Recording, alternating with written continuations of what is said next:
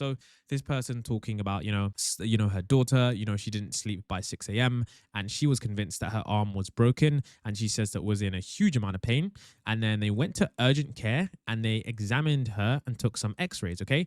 But the doctor who saw her and the radiologist declared her free of breaks. And after answering some of the questions, they sent her home with an ACE wrap and an ibuprofen. So they basically said, you know what, it's not that bad. But then on the way out, and this is really smart by this person, they actually asked them to please print out the x ray images for us so I could take them to her PCP.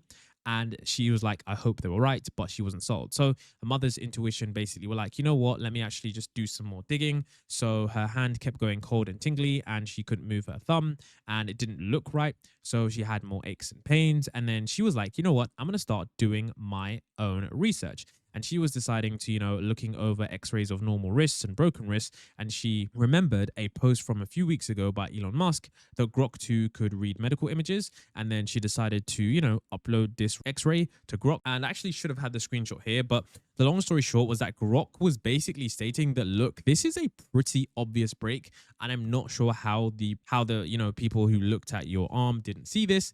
And you can see that they were like, okay, let's go to the primary care physician and, get referral to the ortho. And then the next day, the wrist specialist actually took new x-rays with multiple views and they examined them and they confirmed that Grok's diagnosis of a distal radial head fracture with dorsal displacement.